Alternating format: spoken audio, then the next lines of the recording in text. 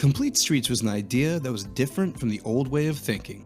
Making complete streets a reality in New Jersey meant formally acknowledging it as a concept. This began with the adoption and promotion of complete streets policies and education on the concept statewide. Sherry Davis, who was my boss at the time, went to an event in Delaware where they were just starting complete streets. So she thought, why not? Why can't we do this in New Jersey? So she came back, talked to then Commissioner Diltz, and he said, yeah, go for it. Sounds like a great idea. NJDOT's policy established how and under what circumstance complete streets would be implemented in capital projects. It's a model policy. It's been recognized nationally as being one of the model complete street policies in the nation. We continue to look at ways to improve it. So after DOT passed their complete streets policy, we were now getting involved in projects at the concept development level, which meant there was a checklist that project managers had to fill out at the earliest stages of the process to identify bicycle and pedestrian needs and find ways to address them or justify why they could not. For people developing projects to have to go through and fill out that checklist, sort of encourage them to have to think through, what is a complete street? How does my project relate to that? NJDOT's Complete Streets policy was the keystone to establishing a foundation to this way of thinking. It would inspire and encourage a concerted effort to adopt policies and educate elected officials, professional staff, and the general public.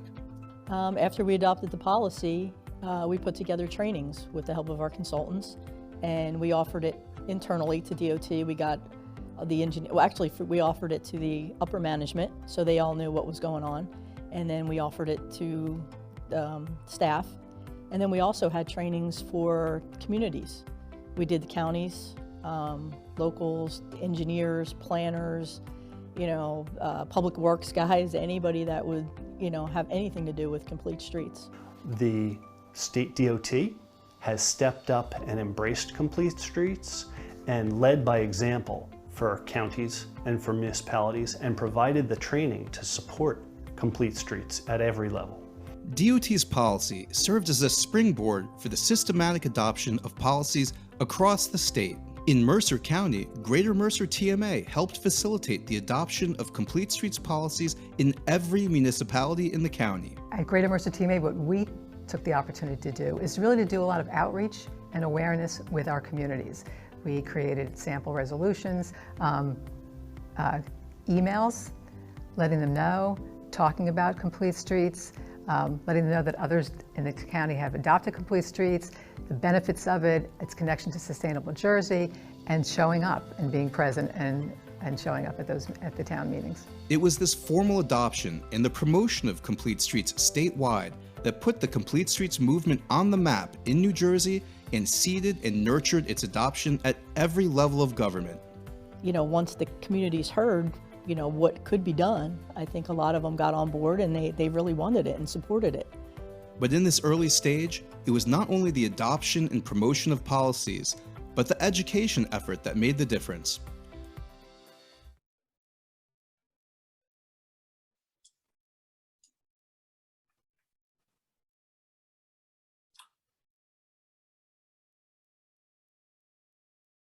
Good afternoon, everyone. My name is Bill Revere, and I am the State Safe Routes to School Coordinator from NJDOT's Bureau of Safety, Bicycle, and Pedestrian Programs. As SRTS Coordinator and Manager of our Local Planning Assistance Program, my work is all about improving safety and accessibility for people who walk and bike. I work with municipalities across New Jersey on plans for improved bicycle and pedestrian circulation. I work with our TMA partners to educate children on how to walk and bike safely, and I've spoken at senior centers across the state, teaching about traveling safely as we get older. I've worked in the bike ped world for 20 years, and I'm amazed at how far we've come and all the improvements we continue to make. This is the third panel session today titled, Putting It Down on Paper, Complete and Green Streets Policy Development, Adoption, and Promotion. In this session, you will hear from planners and public officials from around the state on efforts to develop and adopt complete streets policies for their communities. Before we get started, please note that this session is being recorded And after the summit, the recordings of this and all the other sessions will be made available online. I hope you enjoy this session and join us for the rest of our sessions today. And with that said, I'll now turn it over to our moderator, Sonia Schenzner.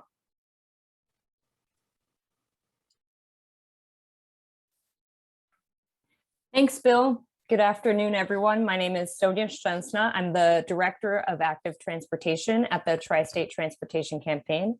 And like Bill said, I will be moderating our discussion today. We're going to hear from 4 excellent speakers about the development and adoption of complete streets, as well as what happens after you adopt your policy. What does it look like to go from adoption to actually seeing projects get put in the ground? And how do you use the various tools like your complete streets checklist to get that done?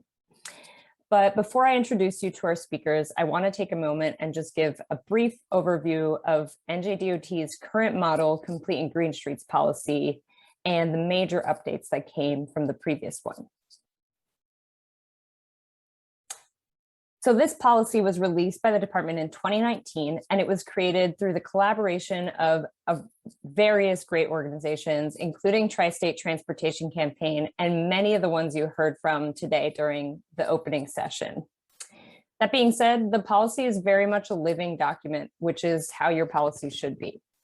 There are often new innovations, information, and aspects of transportation to continually consider and update. I encourage everyone on this summit today to go, after the summit's over, go back and look at your community's complete streets policy and think about how you might want to update it. So what's changed? Let's start with some of the issues we were seeing with the old policy. For one, many found that there was a lack of transparency and accountability in the original one.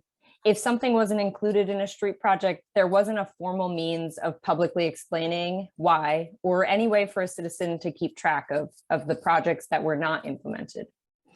Many original policies had lots of caveats and exemptions on spending.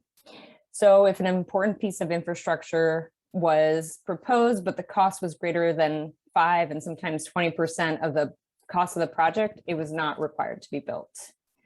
There was also a lack of benchmarking, so communities couldn't measure how they were doing and what changes had been made to their streetscape as a result of their policy.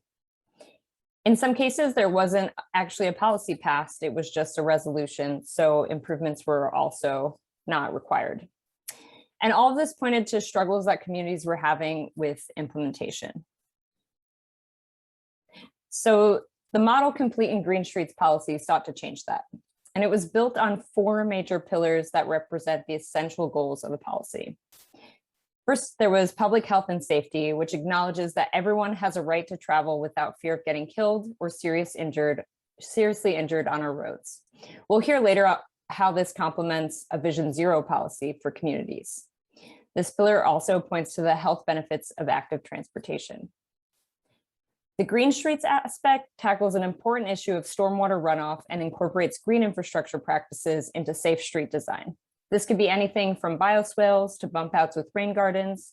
Incorporating green streets into complete streets policy addresses water quality, helps mitigate flooding, and addresses the heat island effect, among others. Economy. Creating walkable communities contributes to the vitality of a place and can spur economic activity. It also helps residents get around more cost effectively via active transportation or transit. And finally, equity. This was a really important change to the policy to ensure that complete streets investments happened throughout a community and wasn't just focused on one area or a downtown corridor. It makes sure that the policy helps communities achieve their social equity goals and mitigates the disproportionate impacts of an incomplete transportation network. And of course, as we've been hearing today, all of these improvements to our network are customizable to be appropriate for every type of community, whether it's urban, suburban, rural, or even a highway corridor. We must make sure everyone can get around safely.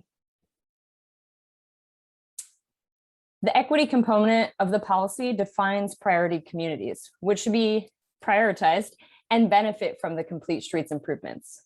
Those in this definition include seniors, people with disabilities, households in poverty, and others who depend on walking and biking as their primary means of transportation.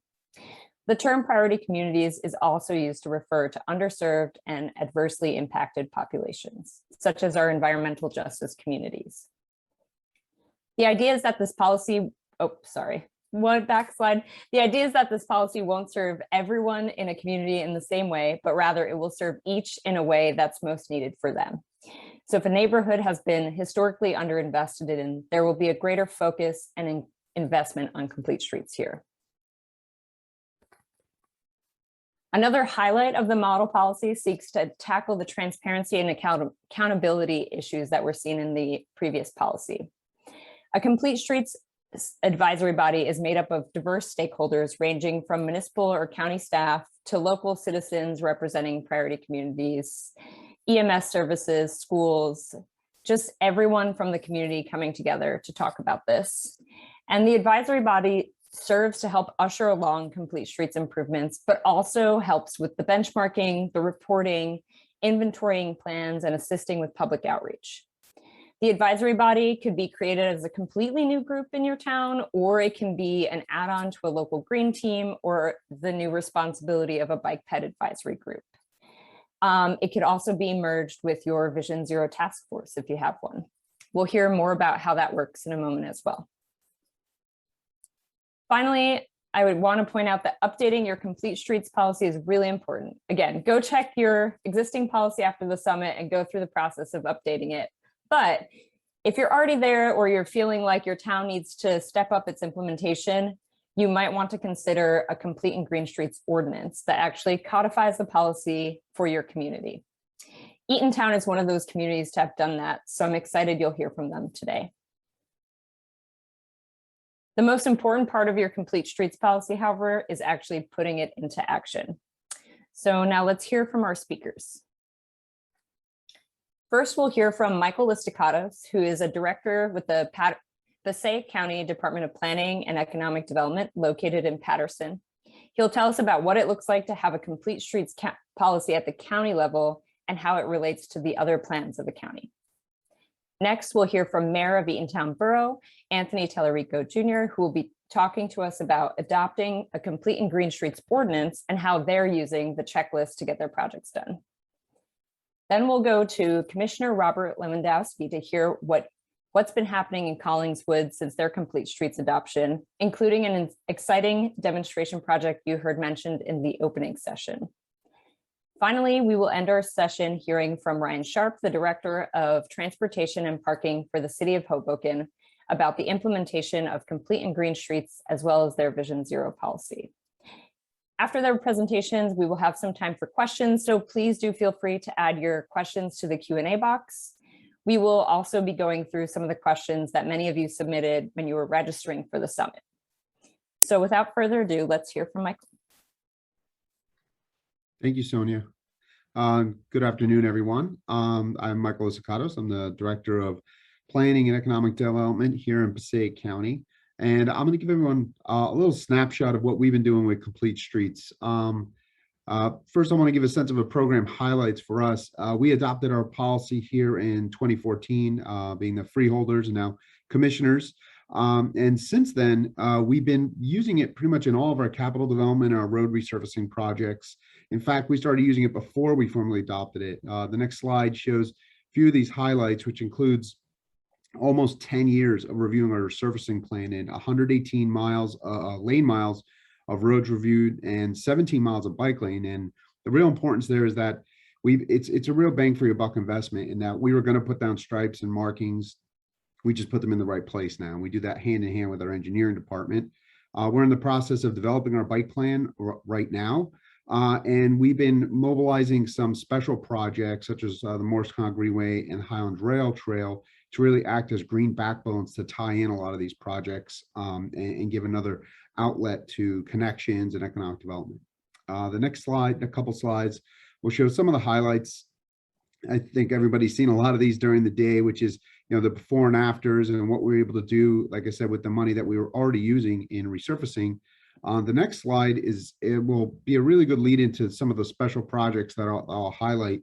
The view on top is a roadway in Haledon Avenue in Patterson. We were able to use a 319 water resource grant from DEP which is really about creating, having an impact on a watershed area to use it to do complete streets. So for us, it's outcome-based planning, where the outcome is a complete street, but we use the funding to tackle a certain project or problem. Here, we were able to close off a section of a cut-through roadway, introduce all new plantings, and there actually is a structural green infrastructure basin on the left-hand side that holds more than 10,000 gallons of water during storm events, during peak events. So we're able to leverage funds for the environment to get complete streets while tackling that initial goal.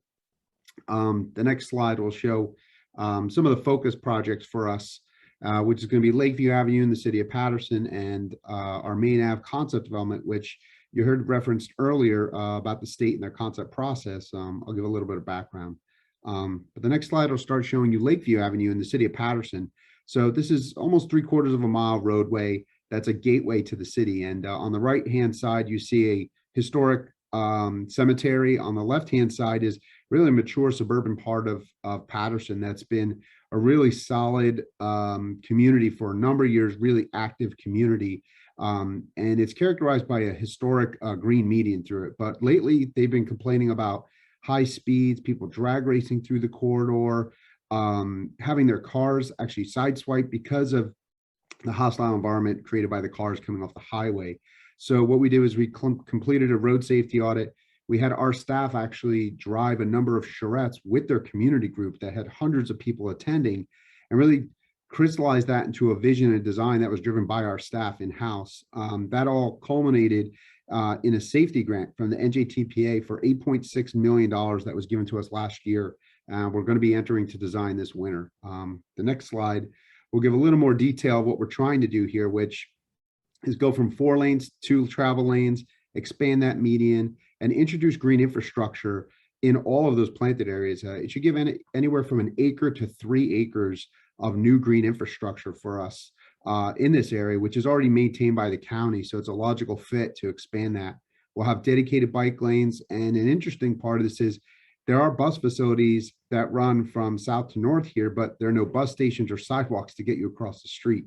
So we were able to introduce all this through the safety grant, and are excited to get kicked off with our design. The next slide will show one of the other interesting aspects. It's really a capstone to this, which is a multi-lane circle right now on the left, which is going to be turned to a single lane roundabout. And again, introduction of a significant green infrastructure project in a city that really struggles with stormwater management, as they are a CSO community. So it'll have real big impact. Next slide. And this is one of the intersection improvements, which one of the legs doesn't even have pedestrian access at this point. So we think this is sort of a home run of reutilizing what's there, reinforcing the historic design fabric, but introducing green infrastructure in all of our goals through what is really a safety grant. Next slide. This is a quick view of what it looks like now, which is that 4-lane road. And the next slide will show what'll be coming, or an estimate of what'll be coming in the future, which is much more, it's complete streets, but it's also a quality of life project, which really is what it all started out as a quality of life project for an involved community, and then expanding it out to the safety and really bringing in the agency partnerships to bring it all together. Next slide. So now I'll go over Main Avenue, which again, I alluded to the concept development process, which traditionally in this region is really used for bridges because of the funding that comes behind it. If you graduate these projects through concept development, you essentially get into the state pipeline. And these are significant projects, usually over $5 million.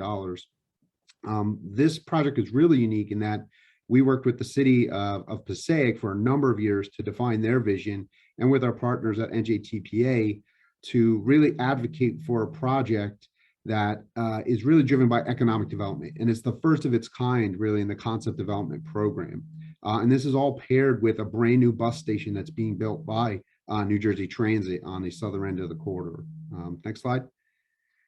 This shows what the corridor looks like now. It's a little over a 1/4 mile right in the central business district of Passaic, and it's 150-foot right-of-way. So it's a massive right-of-way, with the center island being a defunct railroad that they turned into parking. So This is asphalt and concrete from wall to wall right now.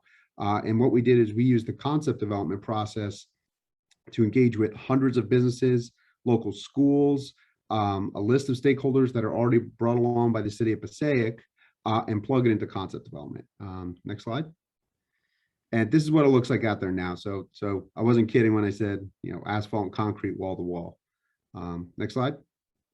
So the alternatives analysis I alluded to, which is really built on the visioning process of the city, but goes into all of the federal requirements with outreach. And one of the unique pieces of this is we actually conducted a road safety audit with the high school students, and we had them walk the corridor and tell us, why is this suitable or dangerous for you in your day-to-day commute? Next slide. What we do is we come up with a myriad of concepts for this, and this is the real advantage to the process, in that you really get to dig deep into different engineering ideas. And you'll see number 2 through 5 are all really iterations of a green median in the middle. And the community all got involved and voted on number 3. We really came to consensus on the promenade. On the next slide will give us a little more detail of what we did there, which is we go from 4 lanes to 2 lanes.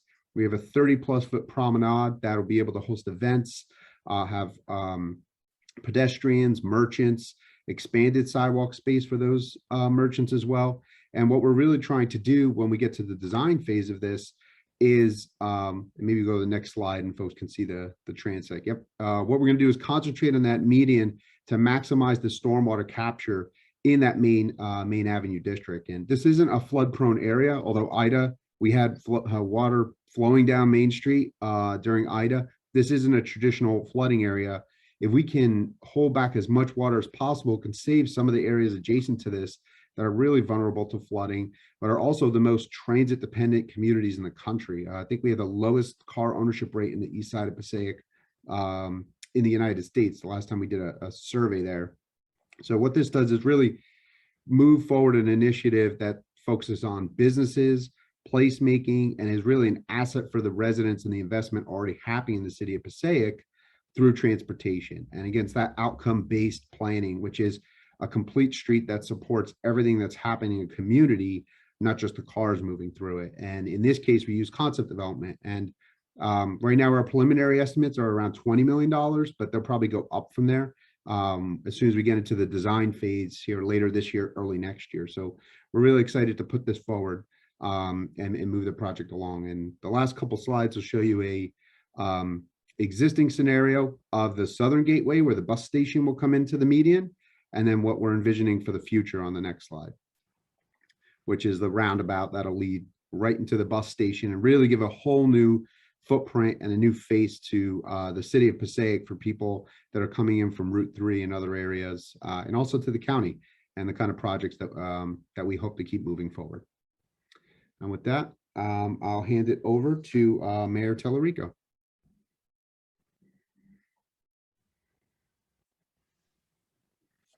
Thank you, everybody. So my name is Anthony Tallarico. I'm the mayor here of the borough of Eatontown. I want to thank you for inviting me to speak at this presentation. Eatontown is very excited and passionate about complete streets, and I'm just very thankful to participate. I'd like to show you why Eatontown is successful. We get asked this question quite often, and the answer is always because more volunteers were involved and fewer politicians. We have a picture here of some of our volunteers. There are far more, but I hope aren't upset I didn't include them. But just wanted to show you that I believe from the onset, it's boots on the ground, it's actual citizens who are making this project successful here in the borough. If we move on to the next slide, please. I'd like to talk to you about the membership of our committee. So what we did was we actually, during a master plan reevaluation, got a bunch of different groups together. And we realized that though they may not have many aspects in common, they were focusing on something through all of their groups, and they did have one major thing in common. For example, the Shade Tree Commission wanted safe passage and walkways through our arboretum. When Traffic Advisory Committee wanted to make sure our roads were safe, we had a lot of pedestrian accidents. Our Environmental Commission and our Green Team was concerned with environmental justice. Our Beautify Committee is concerned to make sure our downtown and making sure that the areas, our parks are attractive, and to encourage people and invite them outside. Our historical committee has a walk in our historical district, and they try to encourage people to live history and be a part of it.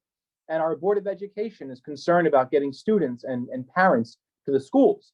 We also added some members from the borough itself, our zoning officer, who would be involved in a lot of planning and land use administration, our director of recreation, because there's clearly a health and recreation component, and our borough administrators to quarterback these issues. But also in 2020, we did something that was very important. We added advocates from the priority communities as the NJDOT defines them.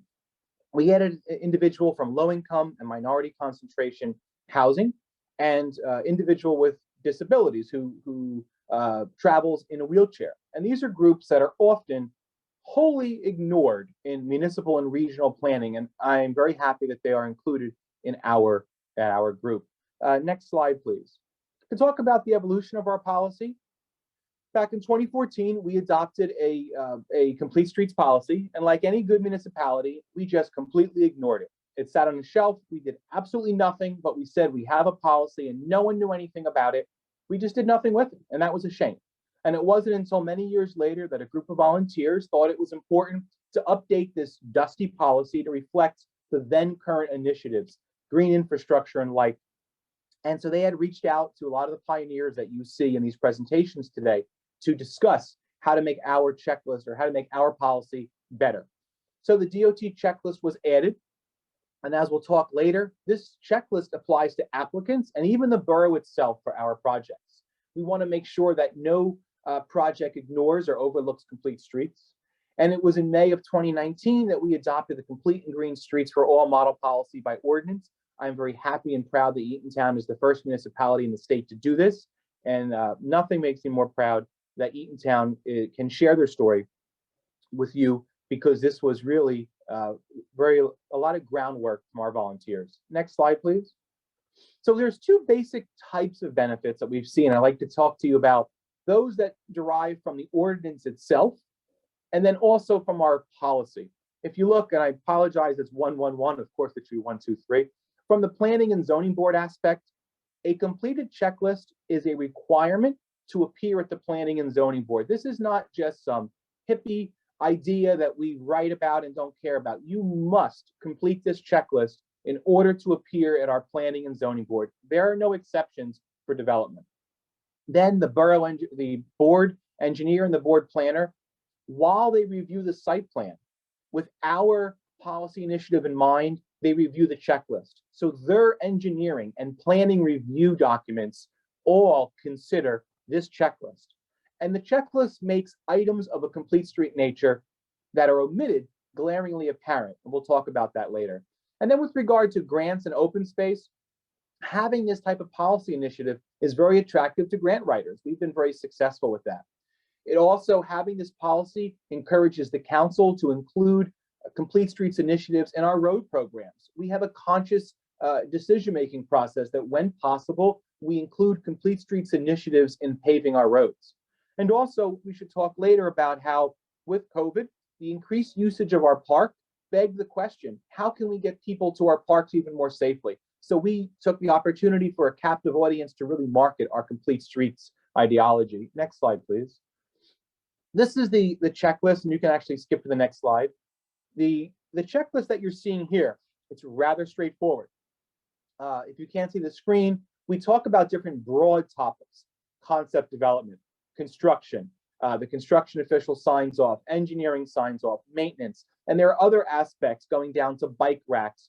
Are there studies dealing with sidewalks? Who's walking to your facility? Who's biking to your facility? And the applicant gets 4 choices. You say yes, you say no, not applicable, and you better tell us why.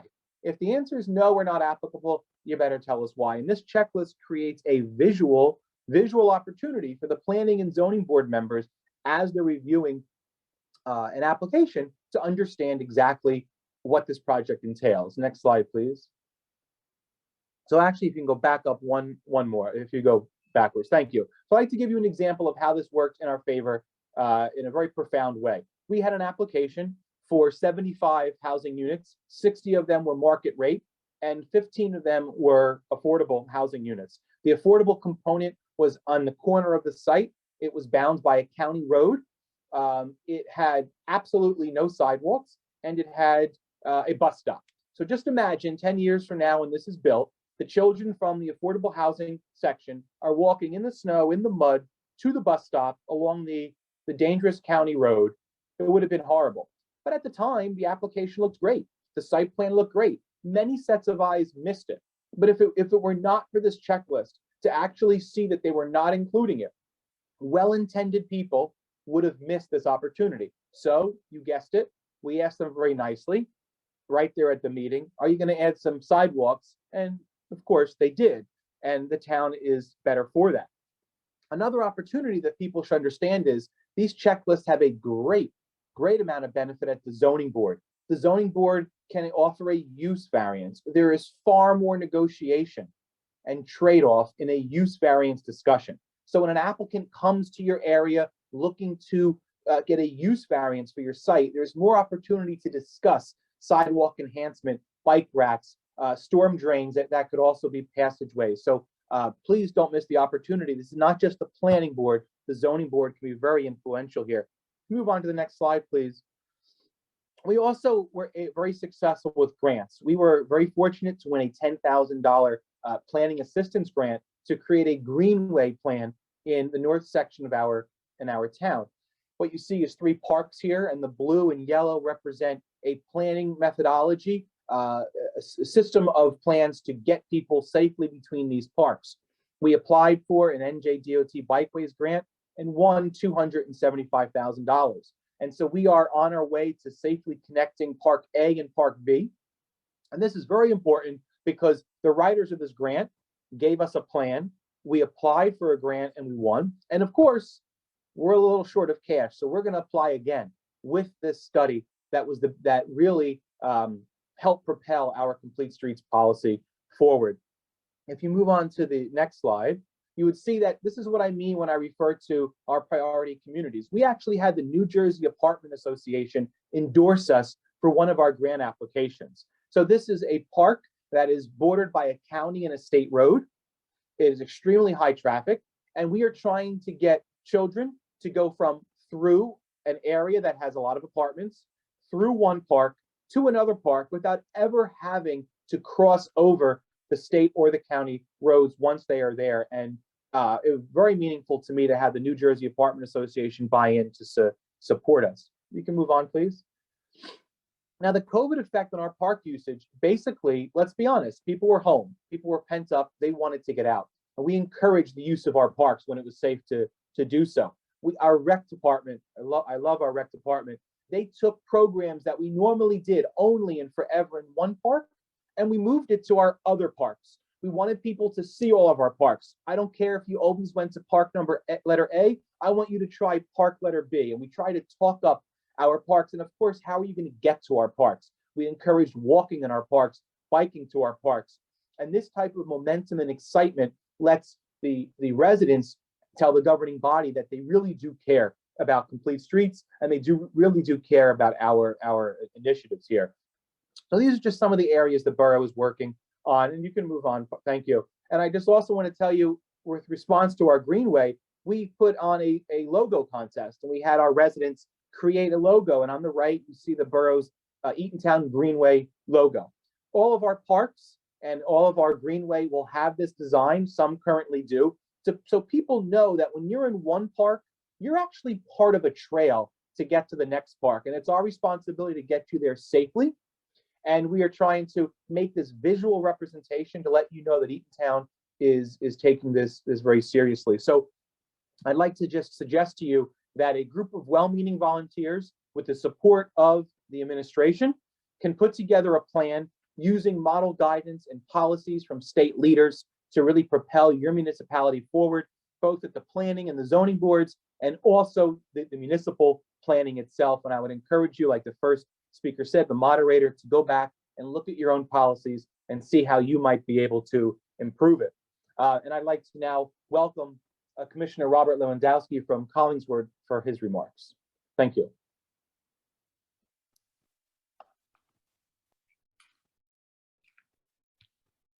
Thanks, Mr. Mayor. That was fantastic. Really appreciated not just what you presented today, but what you're doing every day. So we can move to the next slide. So just one thing I'm going to say, I was looking at the participants here, and it's just a fantastically skilled and experienced group of folks. And I think in many ways, when I was presenting, I was thinking about people like me, who are relatively new, 4 years as an elected official, who have to essentially learn the process of transportation and planning. So a lot of the story I'm telling is one to people who might be in a situation like me, who are trying to figure it out. So for those who may not know, let me just share a little bit about Collingswood. We're a 14,000 resident inner ring suburb of Philadelphia, just east of Camden. See a little map to the left there. Now it's a complete streets conference, so I'll talk real quick about transportation and community. We're only 2.5 square miles and a very walkable community. We have a vibrant downtown. American Planning Association named it one of the top 10 great streets. And other than for students with special needs, we have no school buses to get kids to school. Everyone is within walking and biking range. We have one train station, or Patco train station in town, which can deliver you to Center City, Philadelphia in less than 15 minutes. And we have another one right on our border. And as I fool around with Google Maps, nobody is more than a mile and a tenth away from a train station. So next slide. Just parks and so we're a community with 4 public parks, right? 2 county and 2 borough things. We also have Scottish walking distance, roughly 1,000-seat theater. It's hosted everyone from Beach Boys, U.S. Army Field Band to community theater and a local church every Sunday. So why don't we just move to the next slide? Just have a thriving arts community, nationally recognized farmers market. And we also have a community bike share that for just $25 a year, you can secure a bike for use. And I say all that to show that one would think that Collingswood is teamed up to be one of the most progressive and aggressive complete streets programs in the state. And while I'm proud of what we've done, I can also tell you this. Why don't we go to the next slide? We've got problems. And they're really things that probably of our 565 communities, over 500 of them would say, right? We're a town with few big ratables, heavy tax burden on people, right? So the money to do big things is very difficult. Because of that, we chase local aid grants, right? And that often influences and limits the type of work we do, right? We go with what will be funded versus what maybe we want a desire to do. Now we have done, for the record, we've done some complete safe routes to school grants and some other things. So we do work off of those too. In-house experience, no professional staff working on this. We have no engineer or planner on staff. Nobody sitting around with extra time on their hands. So this is a story that's probably told again and again. And sometimes we don't even know where to start on this stuff. So why don't we go to the next slide? So really speaking to those people like me, I just want to impart that there are just so many great resources out there, not just for the formal process of things, but the informal processes of asking questions and gaining a better understanding of what's out there and what's possible. And I think there's an assumption when you're elected, you have all the answers. And of course, that's not the case. It really takes time and effort to figure these things out in a way to be most productive for your community. So I really encourage, especially those elected people, to work an informal process. Make a call, send an email, ask questions, ask stupid questions, because they're really the things that work. And there are people just dying to help. this is sort of a list of sort of a lot of the go-tos for me, right? Obviously our MPO, DVRPC is fantastic. I know Cassidy Bowling was on before. The county planner, DOT, so much out there. Rowan University, where I just have some friends that I can just harass in the geography and planning department. So really some great opportunities. So drilling down, next slide, please. So, that gives you a sense, and just wanted to talk a little bit about our development of a bike and pedestrian master plan, when we call Connect 2020. There's a lesson there, right? It's all good until it hits 2021. So I just either leave the name off or put a date in the future. Maybe we should have called it Connect 2030 and would have been better. So as I said before, we had a lot of ambition, but we didn't have everything figured out. And, it was going to the Camden County planner, Andrew LaVecchia, and folks at DVRPC helped really get us on the right path, right? Those informal meetings, those coffees, those emails. And while we call this a bike and pedestrian master plan, it's really about complete streets. We aren't looking at cyclists and walkers independently. The questions asked and the issues considered are ones that really balance the needs of everybody. So why don't we go to the next slide? Of all the things that go in the technical process of putting something together, I just want to talk about the political process and just emphasize the importance of community engagement. I know we all love the saying in the movie, if they build it, they will come. But in a politically charged world, I think it's more appropriate to say, if you invite them to share thoughts, they will own it. And, Mayor, you were talking about before, volunteers. It's critically important. And it's not just the advocates, the biggest advocates that you want. And as you talked about, you really have to go out and find the folks that aren't going to show up to a meeting, right? So, in our own instance, we had a lot of outreach. We were, at our festivals and our farmers markets, and we held public workshops. We had stakeholder interviews with everything from school business to local business to the people representing the disability community, all those stakeholders. And it really was important. By the way, you can see here one of our events to the right where people are actually putting stickers about problem areas. And the interesting thing about that in many ways is we, in the aggregate, you started to see trends and you started to see things that maybe I didn't see as a resident, as a person that likes to bicycle, and really a great opportunity to so host things and then go to folks. Really a great thing. Why don't we go to the next slide? Oh, so I'll just kind of related to that. So what I learned, that some of these are elementary, so I used a little elementary text up top here. The stakeholder process, which I just told you about, right? Tie together the technical and the political, makes people invested. But it also prepares them for implementation, right? Because you can always sort of go back to that when, change sometimes is difficult to people. But when you can say, look, this is all backed up by a pedestrian bicycle plan that, the community was a part of, this is how many meetings we had, it really makes a difference. Explore partnering with neighboring communities. In our own instance, I forgot to mention this, we Haddon Township right next door partnered with us on this plan. And that's important because I think, it's better to have regional transportation networks than to stop at one border. And I think that probably is something that, the funders out there appreciate too, because there's all these communities maybe looking for money, but if you can show a more regional outlook, it's important. And then when you have that plan, just make sure it has those inexpensive short-term improvements, those low-hanging fruits, and those, obviously the vision for the more long-term investment. And that's obviously important because you want to show people, something quick. So low-hanging fruit is important. Why don't we go to the next slide? So, we talked about bicycle and pedestrian plan, and then we'll talking about implementation.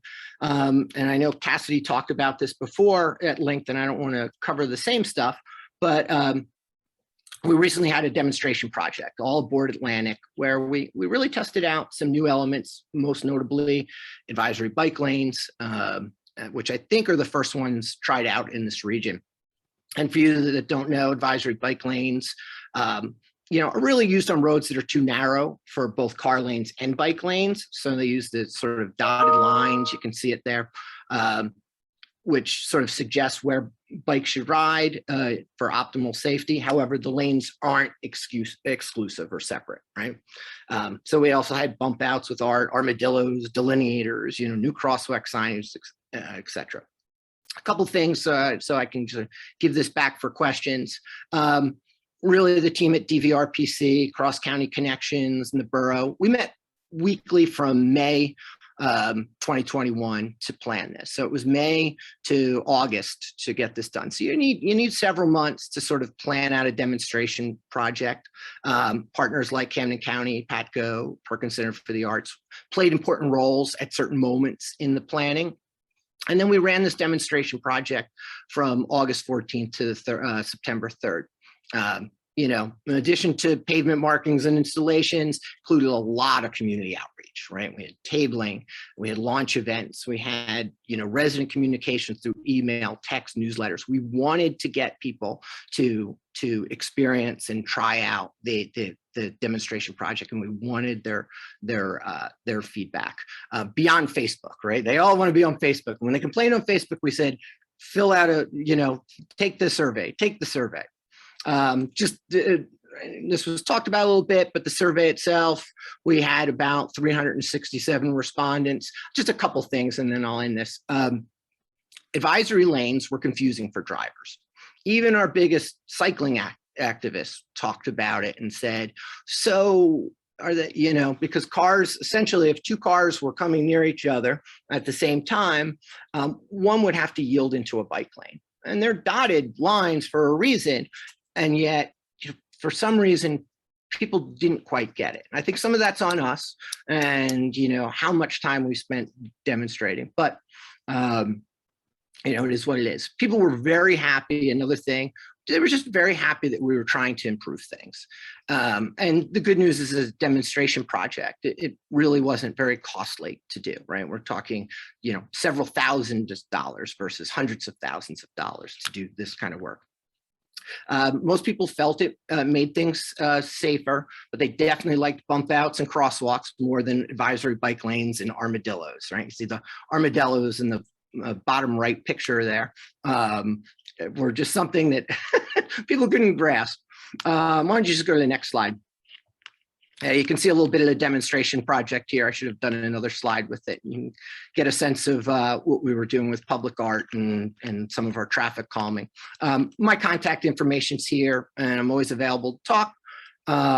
But why don't I just pass this off, because we're lucky. We have a great champion of complete streets, from a community I really enjoy visiting, and that's Hoboken. So Director of Transportation and Planning, Ryan Sharp, it's all yours.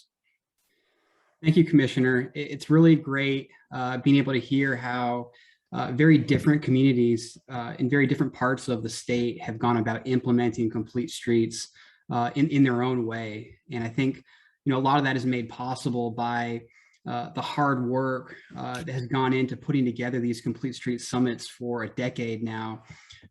So as I start here, I want to say, a special thank you to the Voorhees Transportation Center, Rutgers, NJDOT, Civic Eye Collaborative with the wonderful videos, and all the other folks who have made this possible and have had a great impact on advancing complete streets in New Jersey and helping New Jersey become a leader nationally in complete streets. So thank you. So my name is Ryan Sharp. I'm the Director of Transportation and Parking for the City of Hoboken. Keeping in spirit with the theme of this year's conference, I'm going to kind of walk through 10 years of complete streets in Hoboken. And then hopefully, if I have time, very quickly pivot to what the next 10 years of complete streets might look like in Hoboken. So you can start next slide. So here we go. This is how things started all the way back in 2009, trying to solve for a common problem that every municipality probably in New Jersey has experienced, which is having poor visibility at crosswalks somewhere in your town, right? In Hoboken, this is common everywhere. Cars park too close to the crosswalk and impede visibility when pedestrians are trying to cross. So starting very small with a baby step, we spent $100 in vertical delineator posts and created a super, super low cost bump out that took 20 minutes to install. And then through years of building up our program, we got to a point 10 years later where we were able to do a transformative, complete and Green Street project on our main street, Washington Street, which I'll discuss in more detail as I go through. Next slide. So how did Hoboken get from what I showed in 2009 delineator posts to an $18+ million complete and Green Street overhaul of the city's main street in 10 years? I'm going to walk through 7 kind of key points that have helped Hoboken in particular get to that point. This is not an exhaustive list, and not all of these points may be the most important points for communities of all shapes and sizes in New Jersey, when you're trying to, supercharge your program. But I think some of these points will be very helpful. Next slide. This has been mentioned numerous times already throughout the sessions earlier today, the importance of strong leadership. Without having strong leadership at the mayoral level or with a governing body, depending on how you're structured under the Faulkner Act, it's going to be very difficult, being frank, to really take your Complete Streets program and make it actionable. And so Hoboken really benefited early on from strong executive leadership from former Mayor Don Zimmer, who was in office from 2009 to 2017. She made safe streets in particular, so this is kind of predates Complete Streets, just safe streets in general, a top priority agenda, and that carried out throughout her both her terms, and that was really a driving force behind Hoboken being an early adopter of Complete Streets and aggressively implementing Complete Streets over the next several years. One other point that I don't think gets discussed enough when talking about implementing Complete Streets, and that's the importance of having at least one person, one champion as an in-house staffing member. It can be a planner, an engineer, someone like that, who is responsible and tasked with actually taking that policy adoption and turning it into something actionable and actually implementing your Complete Streets policies and programs. I think it's not a coincidence that you see a lot of the same communities over and over again pop up during these Complete Street summits, because they have a champion who they've hired internally, who has been responsible for seeing through their Complete Streets programs and implementing these projects. So highly recommended if you can swing it. If you're a town of 20, 25,000 or more, it's probably the most effective way to supercharge your Complete Streets program, having that strong leadership and then someone championing it on the inside. Next slide. Also, community support has been discussed numerous times and is absolutely critical to moving your Complete Streets project or your Complete Streets program forward. This has definitely been the case in Hoboken over the last 10 years. And if you really kind of boil down what Complete Streets means, right? We're talking about improving walkability and pedestrian safety and things like being able to bicycle with your children safely in your community, or safe access to and from public transportation. These are things that are pretty popular in probably every town or city in New Jersey, really. And they're not really that controversial.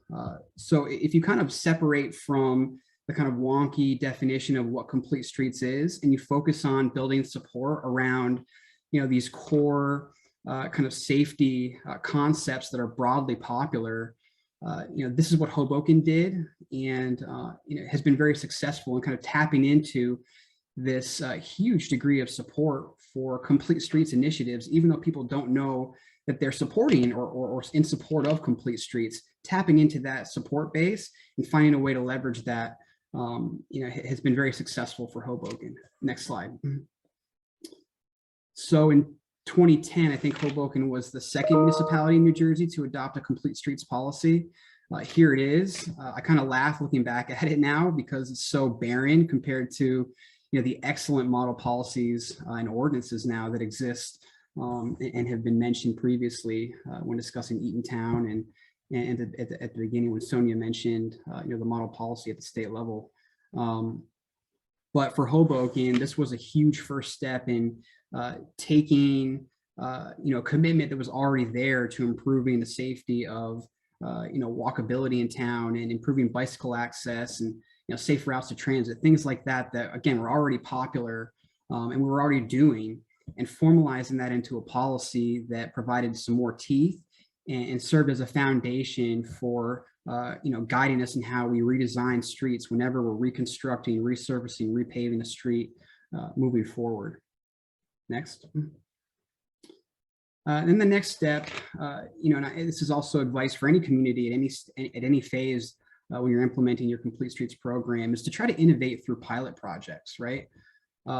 It's one thing to adopt a Complete Streets policy, but even in Hoboken, which I said has had this broad support for a long time for complete streets, whether it's in name or kind of in function, there were baby steps that were taken. It was daylighting through vertical delineator posts or bike corrals, epoxy gravel curb extensions, or even micromobility programs, right?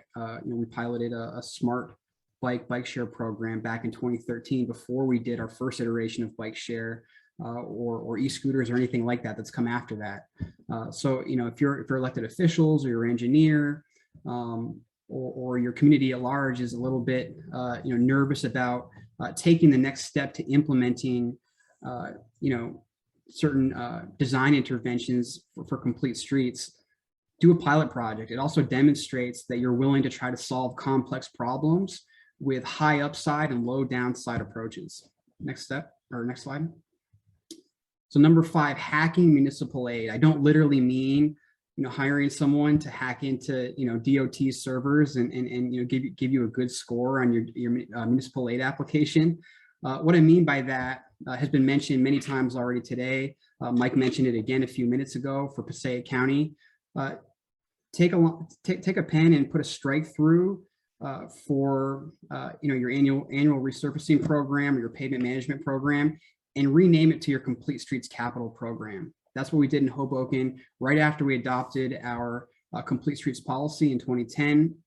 And this has been the single most effective tool we've used so far to institutionalize implementing complete streets year after year, using a funding source that pretty much every municipality in New Jersey uses for roadway preservation, right?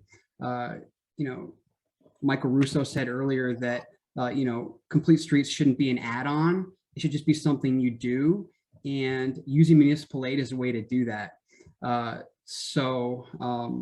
doing ADA ramps, you're doing milling and paving, you're resetting an inlet, and now maybe you're building a bump out, right? It's just something that you do. So I would highly recommend leveraging municipal aid to institutionalize the implementation of your Complete Streets program. Next slide. Here's just a few examples of I would say, pretty straightforward complete streets projects that have happened in Hoboken that any community could do. Next slide. This is improving an intersection next to public housing in Hoboken, adding a bike lane, daylighting, a painted curb extension. Again, these are all very basic improvements that you can do through your resurfacing program or your Complete Streets capital program. Next. This is doing a raised intersection that connects our high school to a county park. Next. And this intersection at 15th Street and Garden Street connects another school to the waterfront walkway in Hoboken. This is just adding a pedestrian refuge island. Next. Another useful strategy that worked well for Hoboken was adopting a complete streets design guide early on in our step of becoming a complete streets community. 10 years ago, we didn't have our own design guide in-house. Most communities in New Jersey don't have their own design guide. You're using materials from NJDOT. Those are great materials, but historically they haven't been geared towards implementing complete streets. So we adopted NACDO's street design guides, which are a great resource. In 2017, NJDOT came out with a really, really nice complete streets design guide that is probably the best resource right now for communities to use. Take advantage of one of these design guides and give this to your engineer, and tell them that this is the problem you're looking to solve. And that's going to be extremely helpful in giving them guidance for how to go about redesigning your streets through your municipal aid program or through any other program they're using to build complete streets. Next slide. Hoboken received technical assistance in 2018 from NJTPA. Thank you. And developed its own complete street design guide. Next slide. And just to finish up, lastly, investment in priority streets, right? Pretty much every city or county in New Jersey has special streets, whether it's your main street or an arterial or collector that is really important because it has high traffic volumes or it serves as your center of place. In Hoboken in 2015, we started with Observer Highway, used a $1.8 million federal grant to take what was truly a highway-like experience for the primary gateway corridor in southern Hoboken and turned it into, I think, the first complete street road diet in New Jersey at the time.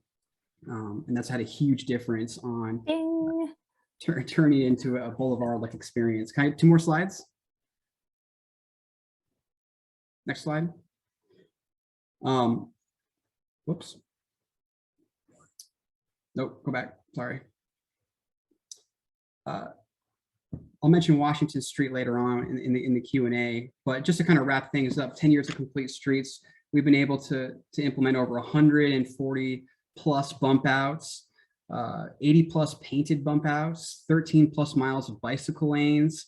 We have bicycle lanes now in 40% of Hoboken's linear street miles, 14 pedestrian refuge islands, 8 raised crosswalks, and 2 raised intersections.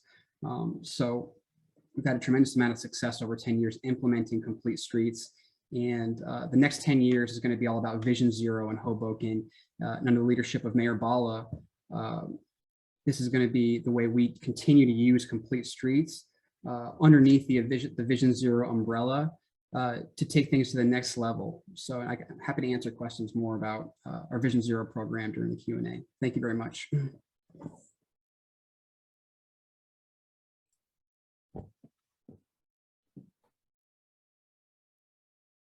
Thank you all so much. Sorry for dinging you there at the end.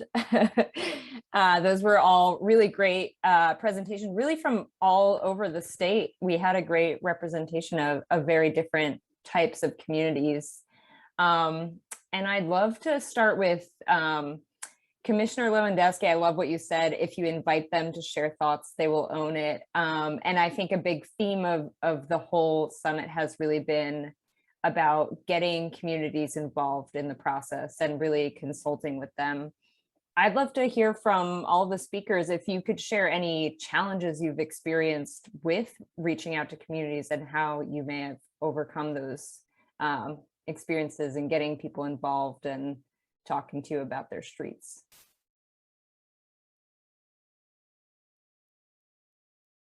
Mayor Tallarico? One of the things we did in Eatontown, which was successful in the beginning, successful later and kind of laughed at first, was we had community walks, and it was just as simple as a walk in the park. We had a traffic safety police officer, maybe a firefighter, our CERT team walking around. And some people said, what's the point of that? But when people are talking, they're actually pointing out the issues. We made a list of sidewalks that needed to be fixed or issues like that. We gave them to our administrator, explained to people, this is complete street, this is what we're trying to fix. And then we did another walk someplace else. Same type of format. And so we were able to show people in that area why this is important and give them a chance to buy into some of the solutions. That's great. Mike, did you also want to add something? Yeah, I think it's about being consistent, and getting projects off the ground, showing people that, that you can get things moved forward. Also trying to relate it to something that matters to them. I think we talked about outcome-based planning with a lot of what we do is find out what matters to them. And then if a complete streets project can mobilize that local need, that's your foot in the door, you know, because what you do is you just make it comprehensive and part of the way you do business, but you're still answering good government questions, which is how do we help? Yeah, that's great. For sure. And I was just going to say, you know, the key for us is to don't rely on them to come to you. You go to them. So we'd hold alternative meetings at different places. You know, there could be an apartment complex that has a meeting room. Hold your meeting there instead of Borough Hall, or, you know, go have something at farmers markets and festivals and all those things. And that really helped us. I'd love to hear if any of you have consider doing anything like serving food or providing childcare and those sorts of resources to make it easier for someone to come to a public meeting.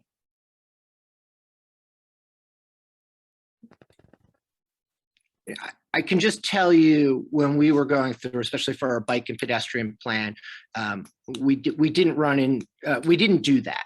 But what I'll say is one thing we've learned in the last, 16 months is the value of Zoom. Now, that's not going to get everyone, and you need to be very careful that you're not just speaking to people that have the money to have good internet connections and computers, but it at least provided a way for some people who might have childcare issues to still engage in the process.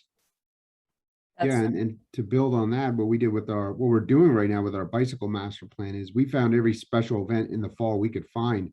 Food truck festivals, we had the county fair. So we found the food actually, and the people just magically show up every time. And what it does is become somewhere where they're a little more relaxed, they're where they want to be, and you can get a little bit more insight into what matters to them. That's wonderful. Thank you all. Just thinking about, serving everyone, I'd love to hear how you ensure equity is incorporated into all of your policies and plans. Have you had any challenges with that, or how do you do that? Well, I think Eatontown, we did it very simply by making sure the actual members on our committee represent a broad group of individuals. And as progressive as I thought I might have been, it really is eye-opening to realize that I'm not. And when you actually go out and actively seek people to join your boards, and by the way, when I say I mean other committee members. I didn't do this. I was proud that others did do this. They went out and they sought members of their boards to represent the underrepresented. And even something as little as in our park, we have a little bridge. I didn't realize that there was a 3-inch lip that a wheelchair couldn't go over. Why would I think that? I just didn't even think of it. And someone was in our park, noticed it, and just created a whole new insight that we need to just really start looking. There's a whole group of our population that are summarily ignored. That's really important. Having people at the table and really having that complete streets advisory body sounds like the best way to kind of get feedback on that. I'm curious, does anyone else have either a complete streets advisory body or someone that they rely on, a group, even if it's a Vision Zero task force, to kind of bring these issues to your attention? Yeah, sure. So Hoboken is a Vision Zero community since 2019, and the mayor created a task force and has since renewed that task force for 2 more years. And the point of that task force is to bring together stakeholders from many different parts of our community that represent different groups. And there's a special focus on representing communities of concern. And so the task force helps with achieving our equity goals through that strategy. Also, using a Vision Zero approach, we have a crash analysis that serves as the foundation for prioritizing how we invest in safety improvements based off of a data-driven approach, right? And it shows what our high injury network is. And oftentimes there's overlap between where the high injury network is and communities of concern, right? So you put those two things together, and it's a pretty effective way at recognizing where you need to target your investments for equity. I think you just hit on this, Ryan, but if you could kind of talk a little bit more about like how the Vision Zero policy and the Complete Streets policy in Hoboken interact, and do you think communities need both? I don't think you necessarily need both. Every community is different, right? There are so many different types of communities in New Jersey, and maybe Vision Zero is not the best fit for all of them. But you know, if you're a community of, you know, certainly 50,000 or more, I think you can make a strong case for having Vision Zero be your overarching umbrella for achieving safe streets improvements, right? And then Complete Streets is a tool that is used to help you achieve Vision Zero, right? Because Vision Zero goes beyond just street design. And has, you know, we're talking about goals to eliminate traffic violence, right? You're trying to eliminate traffic-related deaths and serious injuries. And that goes beyond street design. We're talking about, you know, speed limits. We're talking about how we deal with fleet management, and much, much more than just how we accommodate different users of our streets. Great, thank you. This is a question from one of the attendees. Basically, their experience is that their community has had issues with implementing Complete Streets, and they're looking of how to change their mind and get them to actually do that. Have any of you had, you know, pushback from an engineering department or a planning department? Like, have you ever struggled with actually getting this concept, getting buy-in for this concept? I could speak on getting your engineers on board. When we did we built it all through our transportation element, but that took 3 years of hand-holding from our engineers. And, you know, I know, you know, it's cats and dogs sometimes with planners and engineers, but you have to take a step back with whatever group you're working with and see it from, you know, get in their shoes, see it from their perspective, things that they're in charge of and responsible for. So we really tried to do that and walk through the whole thing with them so that they understood what we were trying to do and could trust that we were going to move it forward with them and not just create some new responsibility for them down the road. So whatever group you're working with, whether it's a school board or engineer, I think back it up, try to see things from their perspective and hear their concerns out about how it would affect their jobs or what they do every day, and try to come up with a solution that will get you there. And sometimes it's iterative. You might not get all where you want at the beginning, but try to find ways that can build those successes. So that's a lot of what we do with them. And then they're full on board with everything we do with Complete Streets, from planning board to capital projects. I'll say one thing real quick. Engineers are great problem solvers, right? That's what they do. And so if they are tasked with solving a problem that involves, you know, Complete Streets or Vision Zero, and you have a concrete vision for how you're going about that, they're usually going to be very supportive and great at solving those problems. I'm just, if it's okay, I'm just going to add that it sounded like that person may have been a resident and not a governmental employee. You know, I think you have to ask yourself is, do you want to be an antagonist or do you want to be collegial? And it's a really important thing in terms of the process, right? Our great mayor, Jim Malley, likes to say when folks have an idea, congratulations, you're now the chairperson. And in some ways is if you can have a collegial relationship with that mayor, council person, borough administrator, whoever to start, is say, you know, how can I help? You know, and it doesn't mean you do the work. You're not going to do the technical work, but how can I help you create victories for our town, wins, right? Because ultimately these are political people, and you know, having a happy community is a good thing. So I would say is, you know, go in with sort of open arms and see if you can help. But if you, I have an old saying is, don't tell me I'm fat and ugly and then ask me to dance. If you do that, it's probably too tough for you to play a part in it. That's great advice. Come with some solutions and ideas and bring them to the table. I'm so sorry to say that we're out of time. I wish we could keep the conversation going. There were some great questions in the Q&A box. I hope we can answer at a future time, but as a reminder to everyone watching, all the sessions are recorded. They'll be posted on the YouTube channel, the New Jersey Bike and Pedestrian Resource Center YouTube channel after the summit. And we will try to answer your questions in the handouts on the session page. So next session is at 2:30. We'll see you there. Thank you all. Thank you all so much for joining today.